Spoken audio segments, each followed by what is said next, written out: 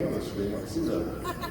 That's just me. There we go. There we go. Look at some of the fun things we've already been doing this week. Up in the upper left-hand corner there, that was the Show Me Now pilot for Orlando that started. A bunch of people there that were super excited about that. In the middle there, I believe that is Kimberly Ryan, who illegally went up on the top of our prop so she could wave at all her fans. Okay. To the right there is X Camp, which was just crazy, chaotic fun with our friend Gogo, I believe, posing there. In the bottom left, we have the run. And, I mean, let's just be honest, none of those people did the run, did they? Look at them. They have the award things on, but they don't even look like they've been sweating at all.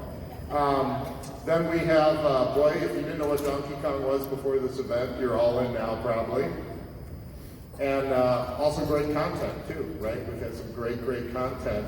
And let's talk a little bit, first of all, again, one more plug for the sponsors. They help make this event possible. Go out and see them. They'll be here today. Thank you. Our brand store, we were like, will people really buy anything? Like, we're almost sold out. That was the idea. And the great thing is we'll be adding all those items into the store the next week or so, and that way you can order them and get them shipped and not have to carry them back.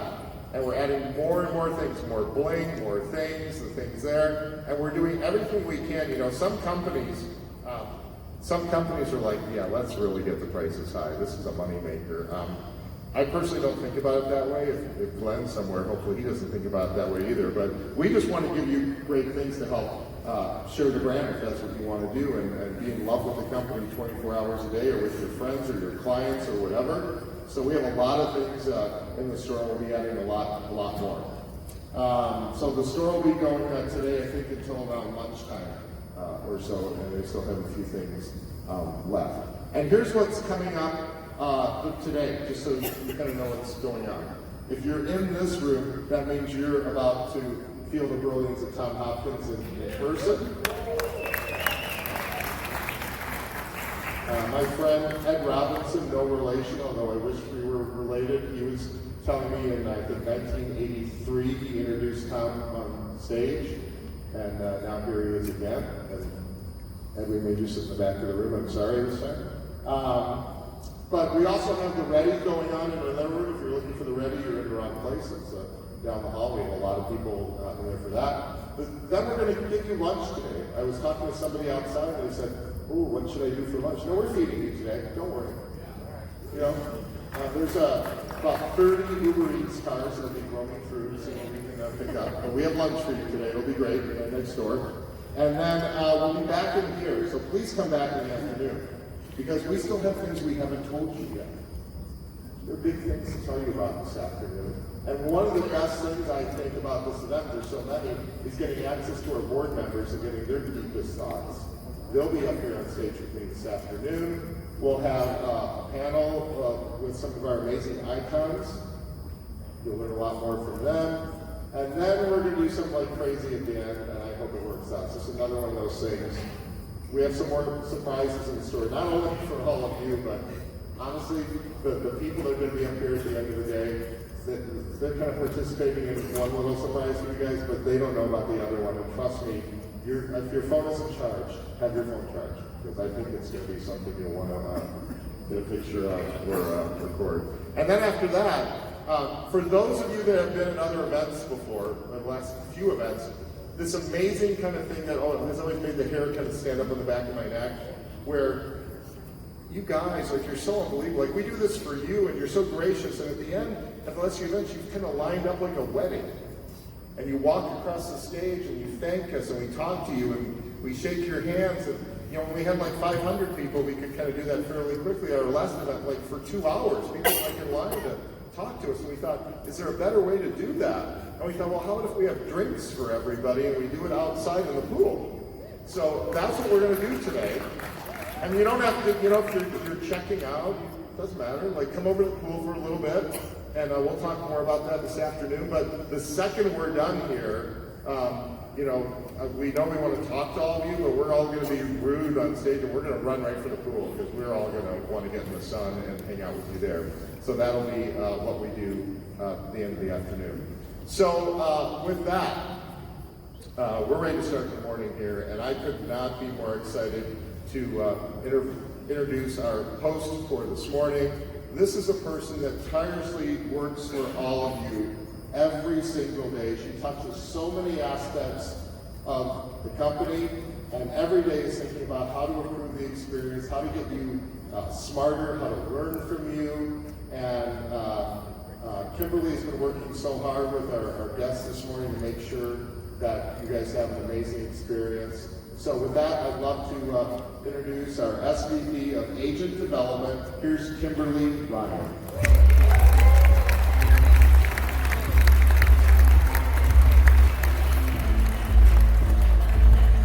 Good morning. Hey, life is really awesome.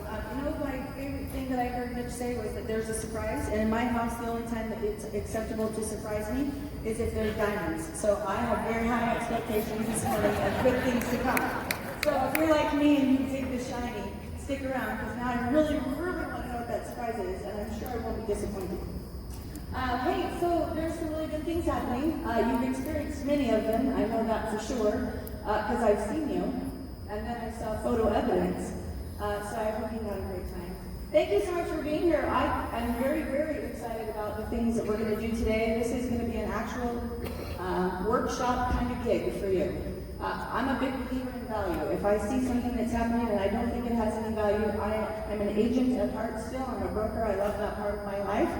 But it's always been important to me that if... Oh, is that your phone? Hello?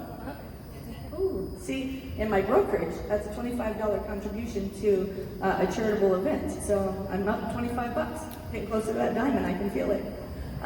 Anyway, it's really important to me that we have value for the things that we do. Your time is valuable. I know what it's like to be schlepping it around all day long, kicking it hard. I know everybody got into the business because you could be your own boss, set your own schedule, income sky's the limit, but you're a terrible boss, you don't have a schedule, you're not making any money, right? So let's change that up.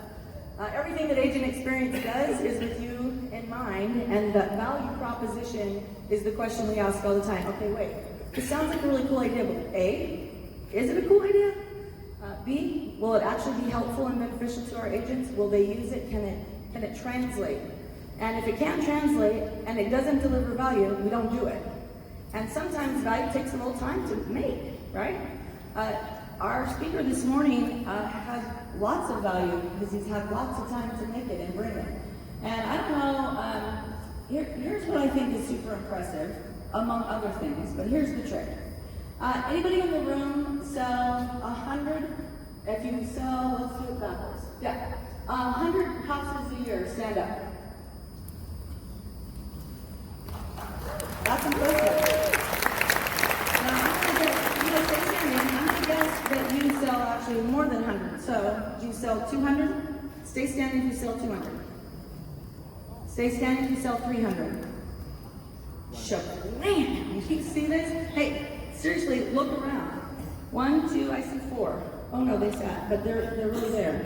Okay, that is unbelievable. So this, our amazing speaker this morning, Tom Hopkins, he has this awesome plan that he actually executed and delivered, sell a house a day.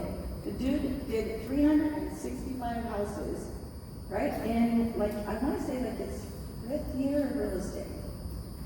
No shame. I want to introduce to you and welcome to the stage Mr. Tom Hopkins.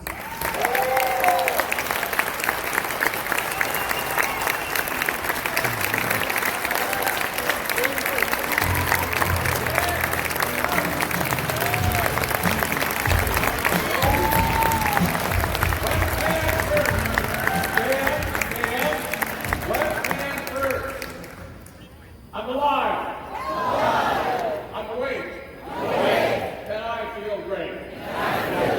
Again. I'm alive. I'm awake. And I feel great. Now every morning, that's what we do in the shower. We get adrenaline pumping. If you do that, make sure you tell your spouse what you're doing, so they don't come get you with a net. Let's do another one. I feel good. I feel good. I feel fine. I feel fine. I feel this way all the time. I feel this way all the time. Again, I feel good. I feel good. I feel fine. I feel fine. I feel this way all the time. Give yourself a hand. Well, I told in last night group this morning how excited I am to be with you, having done lots of research about not only what Glenn has done, but what all of you folks do. And of course, working with Kimberly, you heard my glowing remarks about her, and of course I couldn't add to it. She was so good. I just really enjoy the fact that so many of you came up and told me, 31 years ago, one of the fellows came to the program, and over the years, and the books, and it's just been beautiful. I think it's a highlight in the instructor's life when he or she has a chance to introduce somebody that, is outstanding. And so this morning after I did my breakfast talk, this person came up, and she, of course, said, well, yeah, I'm really excited. I have about 19,000 agents and 3,000, you have 19,000 agents now. We're 17, and when I talked when we started, now you're at 19. And this person has 3,000 in rev share. And I don't mean to be sexist by saying this, but I have had just a handful of women that make an income of over $1 million a year, which is an outstanding accomplishment. And when she shared that with me and I listened to the way she came across, I said, I just would love to have you share, your concept and your belief. And so I'm going to ask her to come up, and would you give a nice congratulations to Tracy?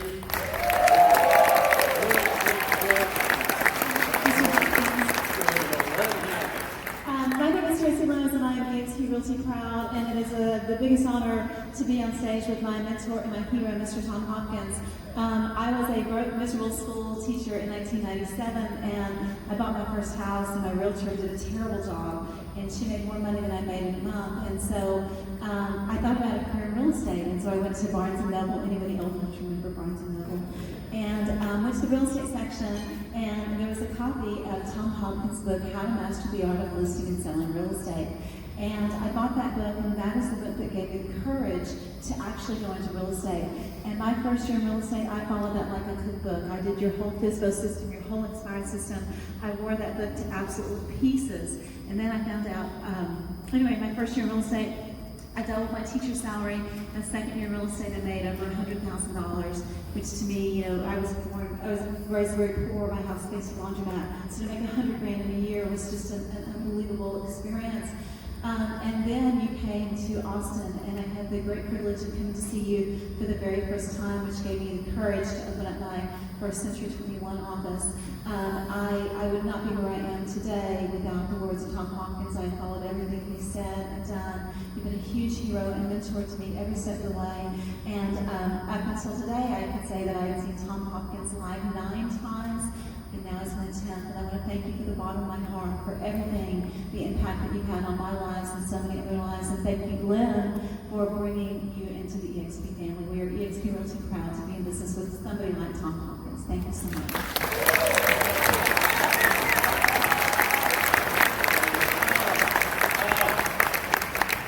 Thank you. And I really believe that as you mature in this field and you hire some person who's never sold anything, who doesn't understand the business, and all of a sudden they prosper and they make their 6 figures and so forth.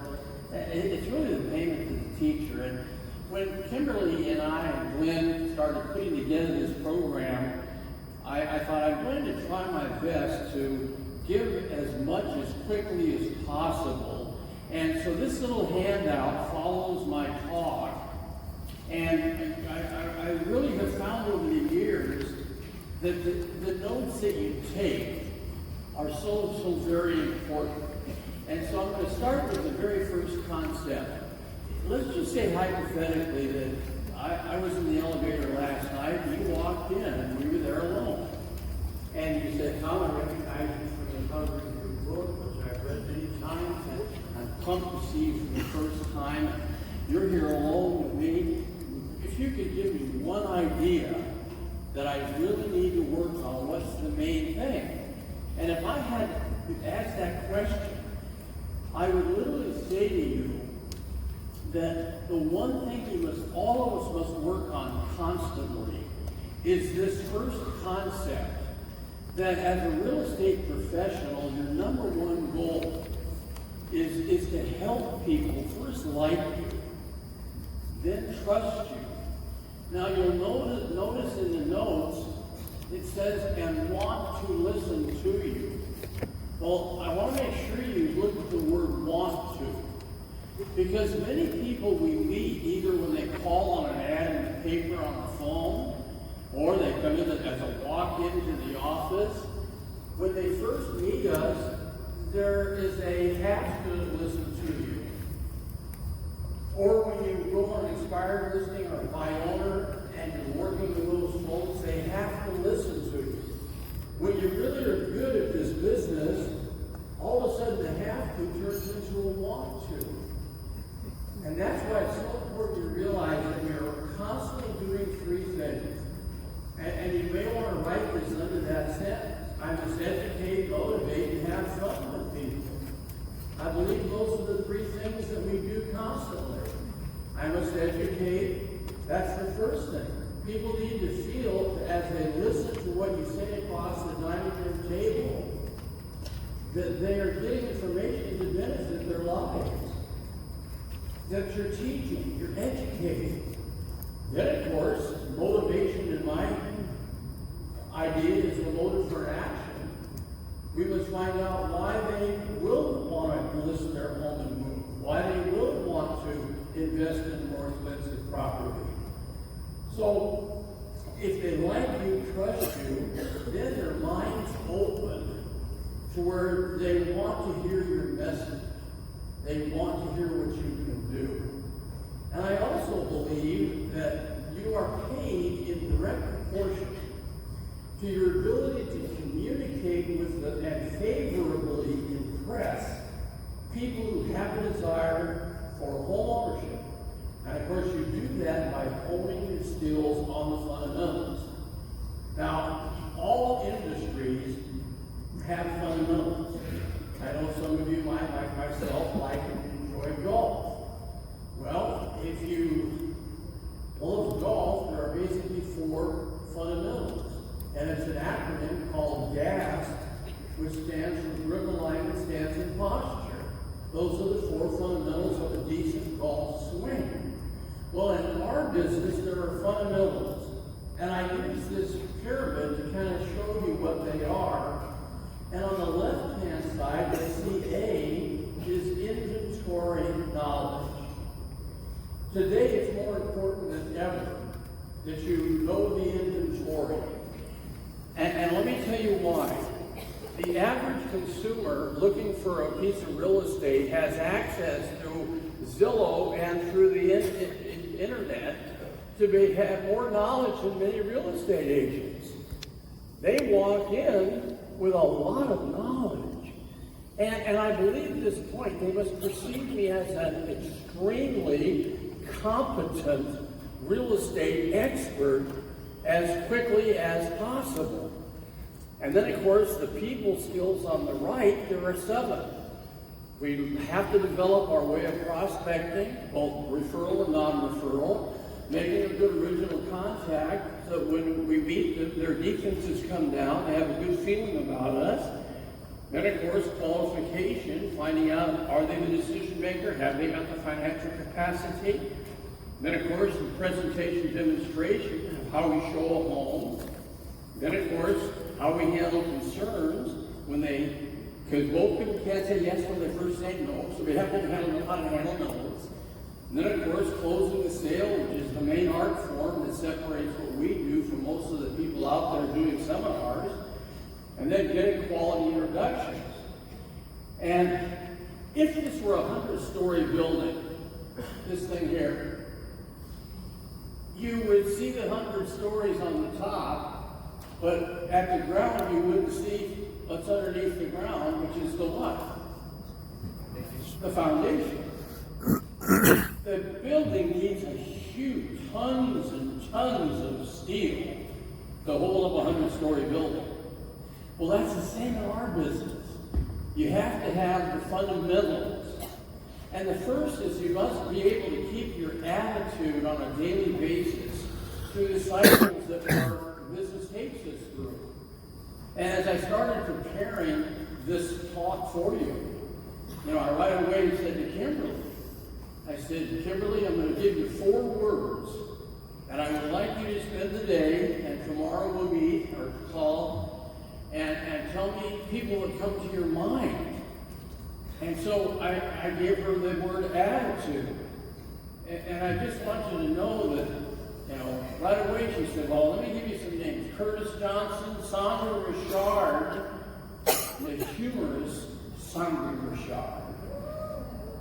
No one works as hard as Sandra Richard. Julie Nelson and George Philbeck.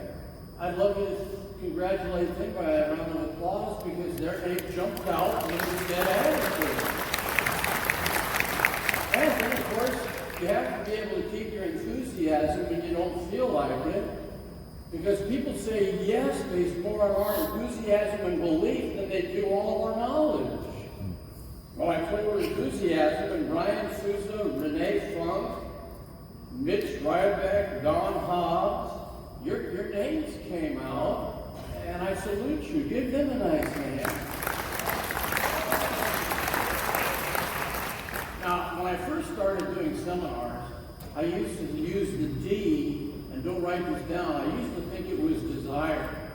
I say that people really succeed in life have an overwhelming, burning desire. And then I started watching people and listening to managers and owners, and it's really not desire. It's another D word, which is discipline. I totally believe that the disciplines you develop are going to determine your long-term success. And then, of course, goals. We must have our short-term and our long-term goals committed. And then, of course, we talk about goals, and I think they're so important. And when I talked about goals, Tom Trog, I love this. I wrote this down. It says, you can't go wrong with Tom Trump. Where you are, Tom. I wrote that for you. And then Brenda Stone and Keith Bliss. I got to spend time. Never go amiss when you work with Keith. But anyway, these are the people I want to just congratulate and thank Kimberly for sharing with me. And we're going to have some fun today because we're going to have a panel discussion when I finish my short talk with you. And I'm going to be covering some things. The agent's experience in the house, that we're here to serve you. And these are going to be some of those people on the panel, which I'm just pumped. We're going to have time then for a break, and that's not yet right now. So let's do the next heading. It says working with residential sellers, which of course the seller is a different breed. You really have to understand a couple things about them. And the sellers, you must realize something, that the seller in the very beginning has huge defenses up. They don't want to list their home. They don't feel that it's maybe necessary for them to invest in a fee. And I hope that you'll do me a favor. Try to drop the word commission from your vocabulary. And as you're going to get to know throughout the day, I am in the word business.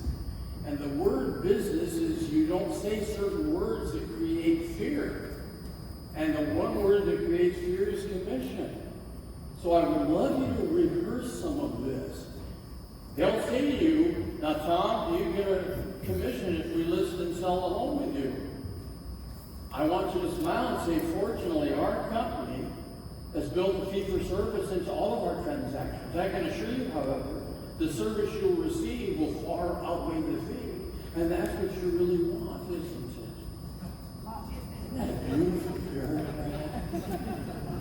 And that was verbatim. All of my scripts are word for word. Well, here's our panel, and it's time for our question and answers. So we'll get started here. The fun I get to have today is I asked Tom to actually sit on the panel. And I think we're going to have a real life coaching session. You guys down for that? Yeah. See, this is what it looks like. So I'm going to ask each of our panelists to give us a quick introduction of who you are, where you are, what you do, and why you're here. We'll start with Renee. Well, good morning, everyone. My name is Renee Funk. Welcome to Orlando. This is my town. I certainly hope everyone has been enjoying Orlando. Together with my husband Jeffrey Funk, we are the team leaders of the Funk Collection here in the Orlando area. And we are super excited to be here today among this panel and Mr. Hopkins, the legend. My name is Dan Ralston, and I am from Missouri, Lake of the Ozarks area. It's a resort area. It's a very big lake, and not everybody knows about it, but it's kind of a secret little gem in the Midwest. And it's a resort market, so a lot of our buyers are secondary homeowners that come from, Iowa, Nebraska, Illinois. Usually they come from the north to come to the south so they can enjoy the summer weather. So I've been doing this for about 15 years, and I just love it. Good morning, everybody. Bobby Martins from the San Diego market, and I've been selling real estate since 2002. I run a small team in San Diego, and about 50% of our business is buyers and 50% is listings. I absolutely love buyers. It's a huge passion of mine to help people, so that's why I still really remain focused on buyers. Yeah, I am Jeremy Cupp from Northwest Arkansas. Woo, Big Suey. So I've been doing real estate for about 6 years now, executive broker and team leader for 12 Stones NWA. I live in Rogers, Arkansas, and happy to be here. Thanks, guys. Perfect, thank you. So yeah, let's welcome them, can we? I'm going to ask a couple of questions today, and I'm going to ask that each of them actually answers, because what we want to do is no pressure, but what we're going to do is Tom's gonna listen to their answers, and then he's gonna help them reframe things if necessary, right? So you guys should be getting some really good scripts. Get ready to write, because when you're hearing it from the experts, got it? Okay, so what are some strategies that you guys use to put buyers at ease? And I'm gonna pick on Bobby first, because he just talked about how passionate he is about buyers. So, game on. Really, what do you do to engage with your clients that puts them at ease? How and why do they trust you so quickly? So first off, by a raise of hands, who has bought a personal property that you're living in the last 24 months? Raise your hands. It's fun, right? Looking for a home. The process is tough sometimes. I just bought a dream home for my family, and it almost ended our relationship. It was not easy. So I think the first thing you have to understand is really understanding the emotions of your buyers that you're dealing with. And I think knowledge and providing them with your knowledge. And the biggest thing for me is planning sessions. And I call them planning sessions because, I used to call them initial consultations, but I tweaked it and call them planning sessions. And I always tell people, would you build a house without architectural plans? Of course not, you wouldn't. So why would you do the same thing when searching for a home? And that's why you need to come in the office, sit down with me for 30 minutes. And I guarantee it'd be the best 30 minutes you've ever spent talking about real estate. And so in that meeting, we go through everything in detail, all of the things that could happen, good and bad. And here's the big thing. They might be the one that finds the property, and that's okay. It's not just about finding the property anymore, guys. What we all have to understand is we are in the moving business to some extent. We are move ambassadors. Okay, as the market changes, we have to change with it. And so we have to provide more value, more service, and that's what makes them feel comfortable. I don't even show the houses, guys. I basically have them come in, they meet with me, they meet with a buyer's agent on my team, and then I tell them, look, they're gonna open up the houses, you know, and I basically give them the same analogy. When you go shopping, do you want to be sold, or do you want to browse? And they say, well, no, of course, I just want to browse, I don't want to be sold. Great, that's how we show houses. We're gonna open up the doors, we're gonna turn on the lights, and then we're gonna shut up. But when you tell us we love this, that you love this property, we want you to tell us right there. Because then we're gonna take our phone, and we're gonna take a video of you telling the seller why you like the home in their home. And then we make a video with that. And I'm telling them this all throughout in the initial consultation. Because you know, sometimes we think, oh, they know what I do. They don't know what you do. And you have to really explain the whole process in every aspect of it. So those are some of the things that I do, and I try to do it when we put in an offer, we put a video offer with that offer in it. It almost works every single time. We've made sellers cry, we've made all kinds of situations happen where our people, contingency offers not accepted, usually, right? You can get them accepted when you really connect with the seller, if the seller has time to sell. So those are some of the things that I like to do. Awesome. Same question, Renee. So what are some of the strategies you use to put your buyers' needs? So as long as we are on a panel with the legend Mr. Hopkins talking about phraseology, with this question and talking about strategies on how we can help buyers be put at ease, the phraseology just really kind of makes me feel a little icky, because I feel as though we have strategies for business and strategies for marketing, but I want to echo your sentiment as well, as we're in the relationship building business. So it's really about having an opportunity, whether you have an online lead or a sphere lead, the opportunity that opens when they reach out to initiate that relationship is not there for you to pitch them. It's there for you to provide value first. So the discovery, we call it a buyer discovery. The buyer discovery period is absolutely imperative. And one of the shortcomings I think agents have a tendency to fall into, just picture this scenario. A buyer calls an agent.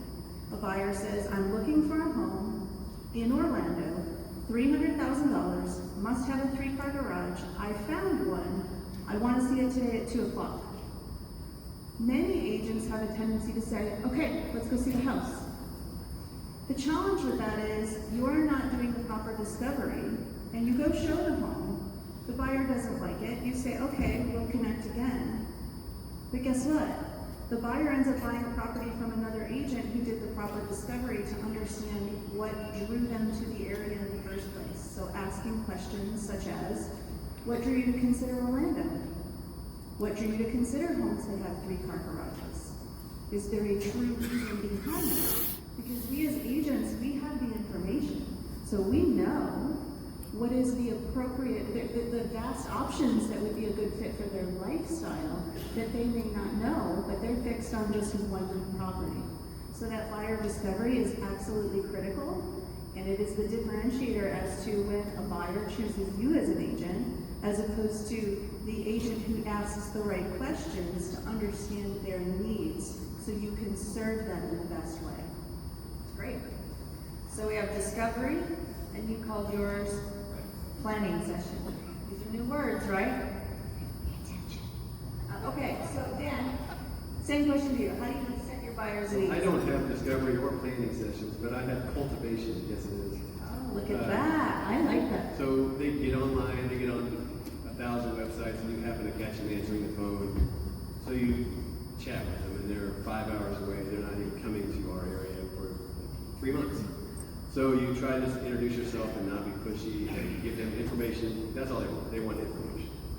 So find out areas, what's important to them, send them a follow-up email, and then follow up with them again in a month if they're not going to come down for 3 months. And then just kind of cultivate that relationship, work with them. Once they're in your car, it can still be. I've had clients that take 7 years to finally become a buyer, because they don't have to buy. In the sellers in our market, they don't have to sell. The resort area is a lot different than the cities where they're getting transferred and they have to have a place to live. So they're coming down to visit the area, and they might want to buy, and they love the idea of it. So you have to kind of get that into their head. That the idea needs to become more of a foundation. They want to do it and get the family involved and everything. So but the relationships we build are long-term for sure. And I just like the buyer side way better than the seller side, because the seller side is done. Once you're done with the transaction, you're kind of done. And they're out of the lake area. Good, perfect, thank you. Jeremy, same question. What's your strategy for putting a buyer at ease? They've said everything you need to know. So I think we call it game planning. You got to get in the game. And a well-educated buyer makes smarter decisions. Wouldn't you agree? They make smarter decisions if they're informed, they understand the process. Asking questions is so important. To add to that, it's not all about business. You want to get to know them and connect with them. Ask them if they have pets, if they have kids. I remember having a client who had a cat, and I asked about the cat, and I asked how about cats, but no offense to cat lovers. I got 4 dogs at home, so I asked about his cat, and I showed him genuine interest, and asked about his name. I remember the cat's name. I don't remember the cat's name, but that went a long way. He was an attorney, and he just moved into town, and he turned out to be a probate attorney. He gave me so much wisdom. He heard me out. Because he's like, I remembered you remembered my cat's name. And I'm like, you're the only guy that owns a cat. Because you ask the right questions, right? You ask the questions to understand the buyer. Yes, you gotta ask Found the connection point. Right. So you gotta connect with them, mirror match them a little bit, and if you don't know what that is, Google it. Match the tonality, be genuine, be yourself, but don't be weird either. Which I cross that line all the time. So that's okay too, I guess. But yeah, it's super important to connect and ask questions. That is the first thing you should do, is really get to know your client or this customer, and have a good time. Remind them that it's fun. It can be a tedious process because they're buying something that can be the largest investment of their lives, and they're stressed sometimes. I remember buying my first house. Oh my gosh, I was in the Marine Corps, and I had a more rough time buying my first house than joining the Marine Corps. I mean, I signed so many papers in the Marine Corps, just as many papers buying my first house. I was like, this is insane. Why am I doing this? I almost backed out, but I went with it. So remind them to have fun and get them to loosen up and enjoy themselves. So anybody know MFFI? No, shout out. Oh, there it is. Front row, the win. Make me feel important. That's what you're talking about, right? For me, it's always been MFFI. Listen, if I can find that, if it's a kitty cat, I'm allergic, so I'm kind of not down with that. But if it is, that's the sacrifice you make, right? You but, own a cat, don't you? No, but really, I mean, if you figure out that when you become not the biggest personality in the room, is that fair? That they know that you care about them, and that they know that you have a genuine interest in understanding their lifestyle. That's what you guys have all talked about. We've all spoken about, hey, I really just need to ask the right questions so that I can get the right information, so that I have the ability then to bring my own expertise into alignment with what their desires are. Right? Isn't that really what we're doing? Yep. So when you do that and you understand what MMFI is, make me feel important. I don't mean make me, but it's about them. Make them feel important, right? When you've connected and you've dialed in and you have a 7-year buying relationship, bless you, by the way, bless you. Honestly, I mean, those relationships are super valuable. And those then, Jeremy, you just said it. He sent you so much business because you asked about his cat. Like that. Not really to you. It turned out to be to you, right? And the relationship is solid and valuable. But you don't know how stressful this is for people until you start asking the right questions. And they do reveal themselves, right? Like sometimes you know more about people than you actually want to know. My format says, tell me your life story. My kids, when they were little and we would just run into the grocery store, they'd be like, Mom, don't talk to anybody. Put your head down, wear your sunglasses.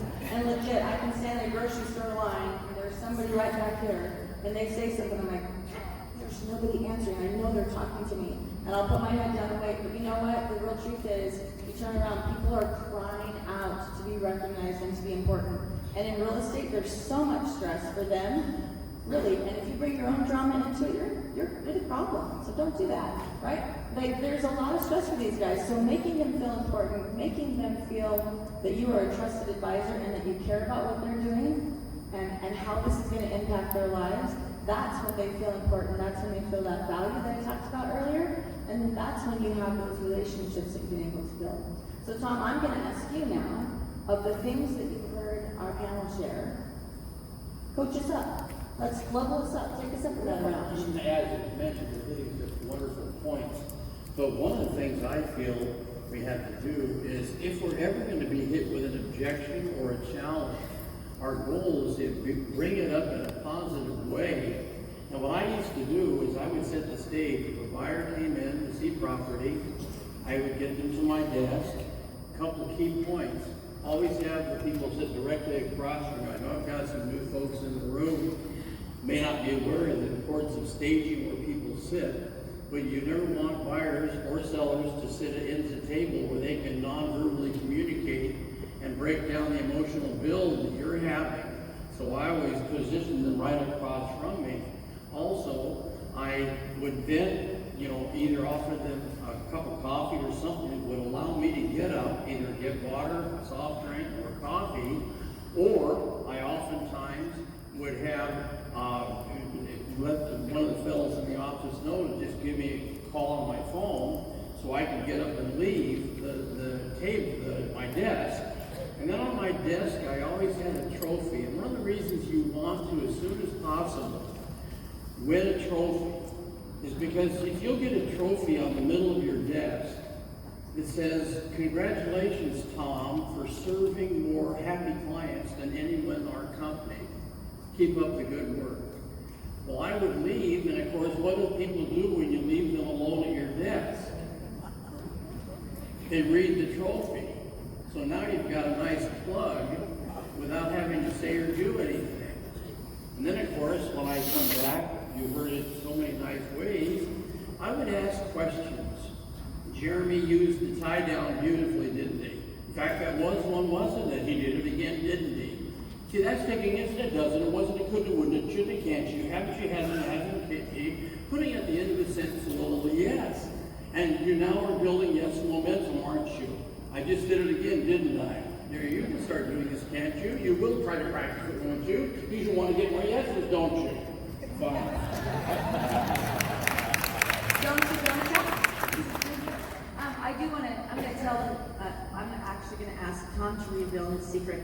How did it go with winning that trophy? Oh, you mean getting the trophy? Yeah. Well, I went to the manager and I said, look, I had the biggest month, which it was true. And I kept saying, you've got to have things that work on their minds when you leave them so they start realizing you aren't just the average, that you're better. And again, Jeremy also mentioned getting them in the car. You've got to get them in the car. Many new agents, God bless them, they walk out of the office and the buyer right away starts heading towards their car. And you have no control unless they're in the vehicle with you. So of course, I used to walk out with them and say, now if I do, you realize that I'm really going to be not showing a home to you, I'll be touring an area because the community has so many reasons why we're going to see appreciation in some areas. So I hope you won't mind if just instead of showing you a home, I tell you why I think you're going to have a great investment in this area. Does that make sense? Now I get them in my car where I have totally control and can do the whole showing, the demo, presentation.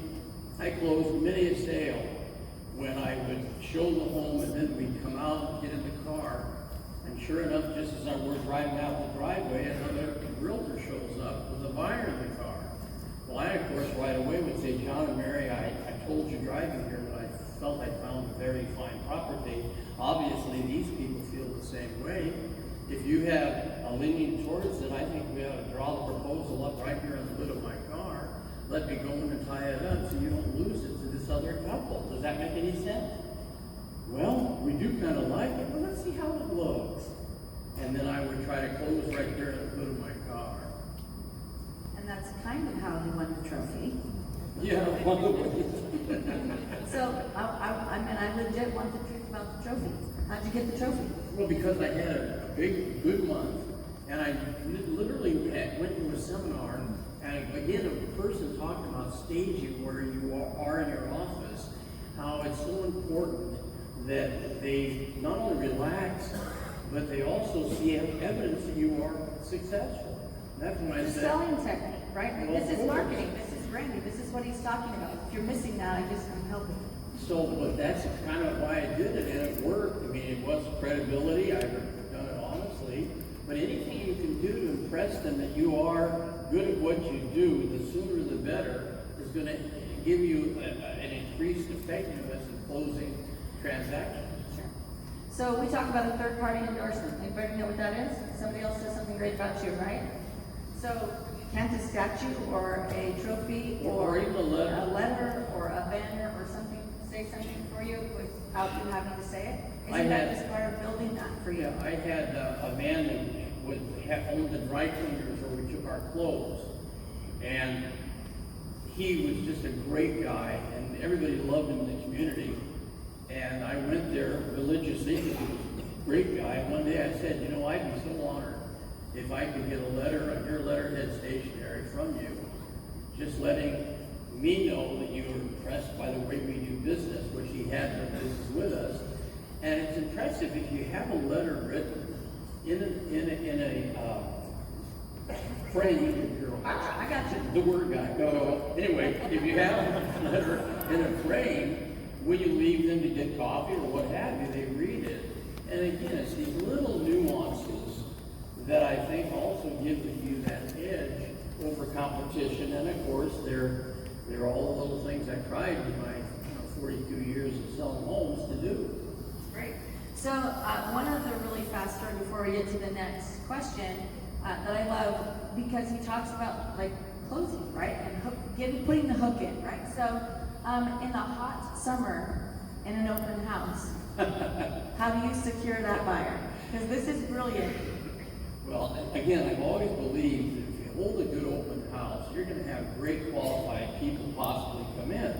But you can't leave the open house to show them property. And if you do, the seller will hear that you didn't stay there and then we're in trouble with your seller. So I always took with me 2.5 gallons of vanilla ice cream. And especially, you know, in Simi Valley, which is where this was, the home, it would get 95, 100. And of course, after I showed them the property and qualified them, I would then say, boy, it's warm today. I've got a little gift for you guys. And I'd take the 1/2 gallon of ice cream. And I'd say, take this home. I think it'll cool you down. And I just thank you for coming to the open house. Well, if it's 100 degrees out, where are you going with a 1/2 gallon of ice cream in your car? You're going home. Now that's one of the ways I got them off the street.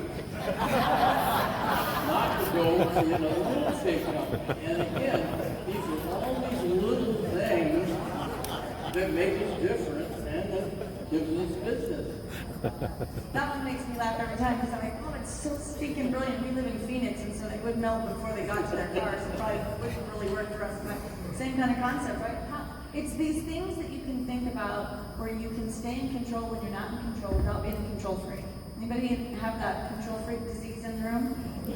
Let me say one thing too, and again, I'm piggybacking on what the folks are saying, but we have a challenge in selling today, and that is that too many people are follow-up specialists.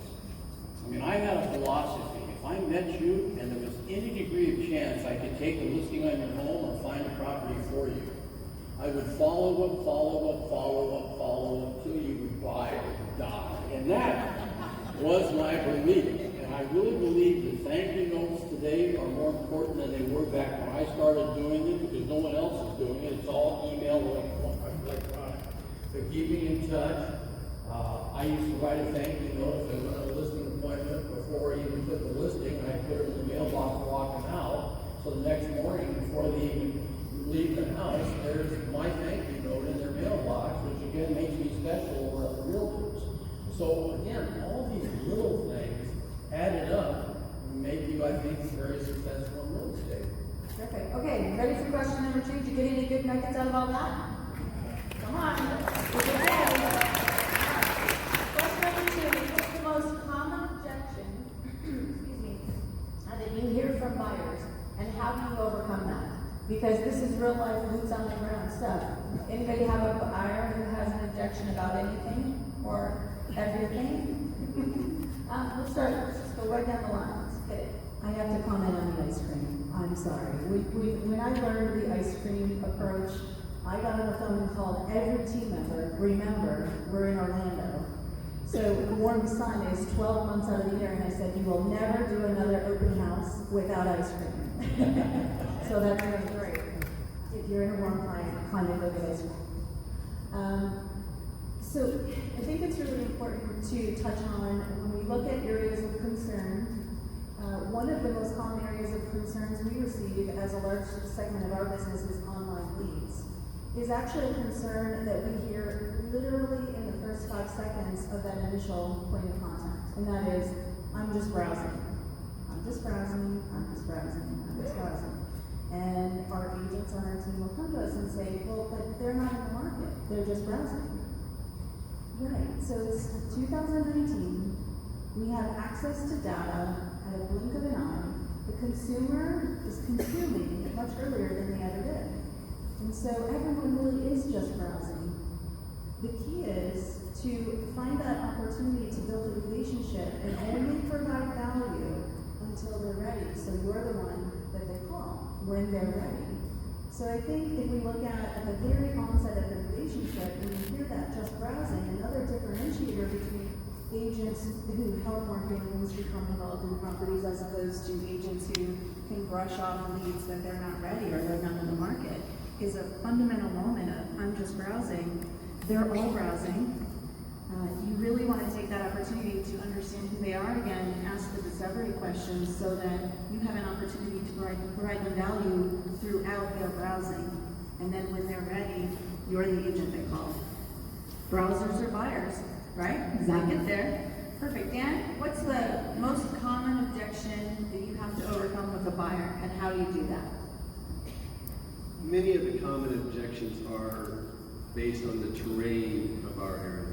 It's very hilly, or it's different than where they're from. So they're, like I said, Iowa, Nebraska, flat.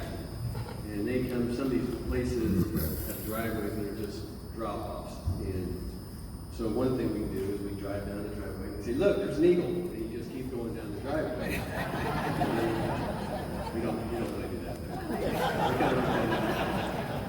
But basically, teaching them about the lake area and the different, we have a huge variety. We have $800,000 houses, 2 doors down from a $200,000 house.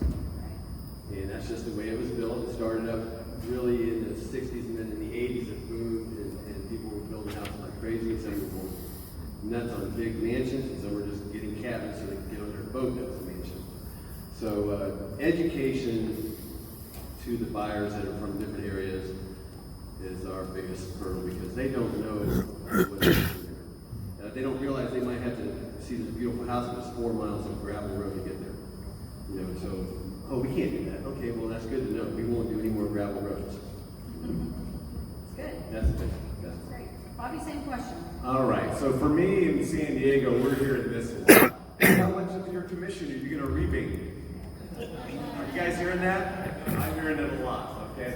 So obviously, it's gonna continue. So what we do is we really break down what are you going to get from that other agent, and then we break down what we're going to be able to save them on the offer price. But more importantly, if you're looking for a home for 3 to 6 months, do you want to get that home, or do you want to be working with somebody who can't get you that home?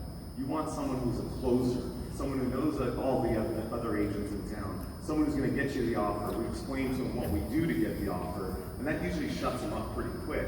But here's how you keep them. You got to show them what you're doing. Too many of us, we go door knocking for a neighborhood, and then we don't tell our client, hey, I door knocked for you for 3 hours today. So instead of not doing that, just take a picture, or even better yet, a video walking the neighborhood. How powerful is that? Is someone going to not use you if that happens? No, they're going to use you. If you're staying in touch with them and you're showing them the value constantly and doing things differently, like Tom mentioned. I read the book Raven Fan when I think I was like 16, 17 years old. If you haven't read that book, it's a great book on doing things differently. So Raven Fan, okay? Very good.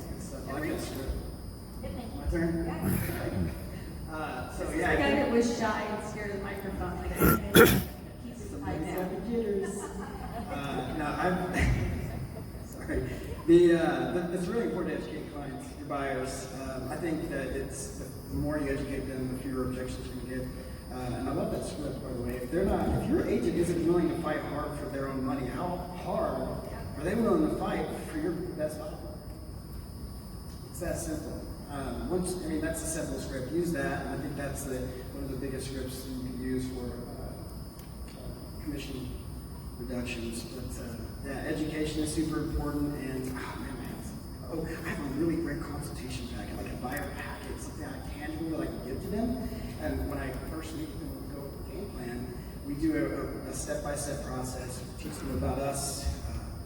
Obviously, first thing you do is build a rapport. Teach them about the company, buy your team, yourself.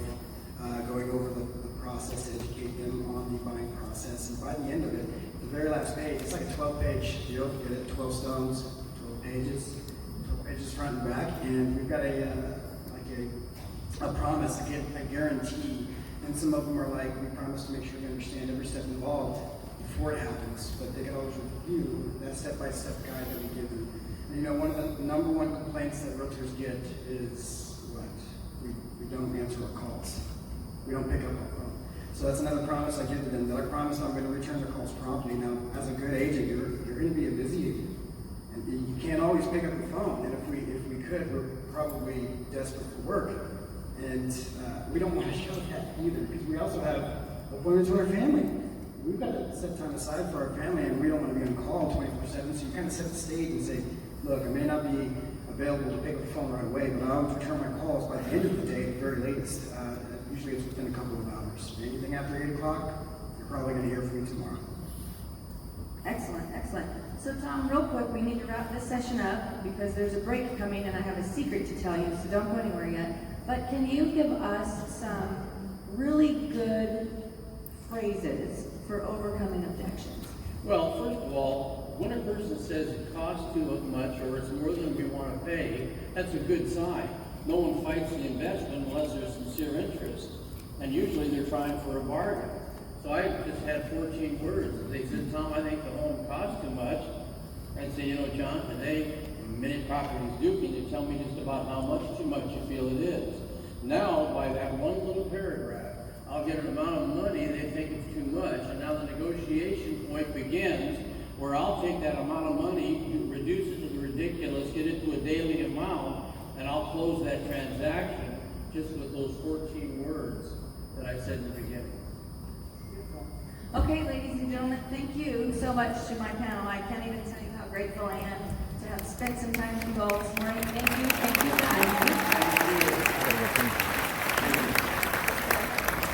We have some good news. So agent experience is in the house because that's my baby and I dig it. But there's some really good things. I talked a little earlier about value that I want to talk about. So Candace Garcia is our program director for the Expand Mentor program. Lisa Munyon is our program director for eXp Connect, and Tina Terranova is our program director for both Icon and Luxury. And I've asked all of these team members to stand over there. Aren't they amazing? Come on, just wait.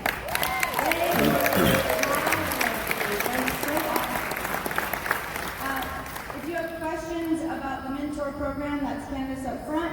If you have questions about luxury or Icon program, that's Tina in the middle. And then Lisa is our eXp Connect program. They each have program overviews for you. So if you have questions, get them answered. We're going to take a little bit of a break here. Go out, do your thing, do a bio break, do what you got to do, come back, because we're going to do the same kind of scenario with sellers. But before we do that, can we please thank our panel and Tom for this morning.